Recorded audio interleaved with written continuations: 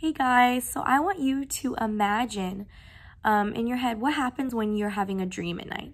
So when you dream, your eyes are closed, but you can still see pictures and videos really clearly in your head without actually having your eyes open and looking at something. So when you read a book, it's kind of like dreaming.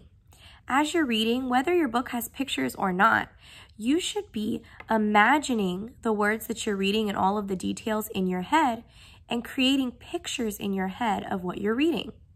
So that's what we're going to be working on today. We are going to be reading short passages and imagining what is happening in our heads. And then we're going to take those mental images or those pictures we create in our heads and draw them out on paper. So we are going to practice imagining or visualizing what we read and creating pictures in our head. So what I want you guys to do is I want you to close your eyes, and I am going to read a really short passage from the book Owl Moon, which is full of very descriptive words. And while your eyes are closed and I'm reading, I want you to imagine what I'm reading in your head and create a picture. You're going to take a picture in your head of what I'm reading, because when we are done reading, you are going to draw out what you imagined. So close your eyes and let's listen to this short passage. It was late one winter night, long past my bedtime, when Pa and I went owling. There was no wind, the trees stood still as giant statues, and the moon was so bright the sky seemed to shine. Somewhere behind us, a train whistle blew, long and low like a sad, sad song. So you can open your eyes now. Whatever you pictured in your head, I want you to pause this video, and I want you to, on a piece of paper or a whiteboard, or you can put a piece of white paper in your pocket protector, I want you to draw a picture of what you imagined in your mind. Take about 2 minutes, draw that picture out, and when you come back, I'm gonna model for you what I pictured in my head. I'm gonna make my drawing for you. So now that you guys have had time to take your picture in your head of what we read in Owl Moon and put it down as a drawing on paper, I want to model for you how I took my mental image of this passage and drew it out. So the first thing that I imagined when we started reading, it said it was late one winter night, and so I imagined snowy hills with snow falling, because I know that in the wintertime, things are sort of blue and white and icy, and it might be snowing. And it also said that there was no wind, and that the trees stood still.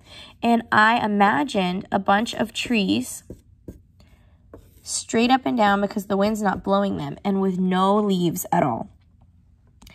And it also said that the moon was so bright, and so I imagined this great big beautiful moon shining down on them. And one other detail that I had imagined in my head was, it said Pa and I went owling. So I imagined that there was probably 2 people out there. So maybe a kid and his dad. That's what I imagined in my head.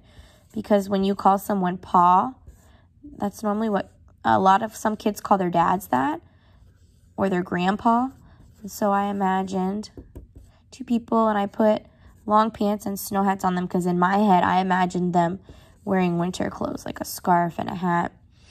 And there's 2 people, so I'm gonna draw Pa and the kid, and I'm not the best artist in the world, so my pictures are gonna look a little bit funny.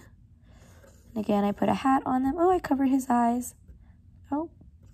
And again, your picture doesn't have to be perfect, it's just what you imagined. And then at the end of the passage, it said that a train whistle blew long and low. And so I, in my head, actually saw a train back in the far distance. And so if I imagined it in my head, I want to add it to my drawing.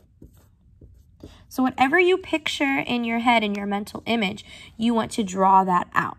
And then you want to make sure that what you're drawing matches the story. So the story was saying that it was a winter night with a big bright moon. I wouldn't want to draw trees with big green leaves and the sun. I shouldn't have been picturing that in my head.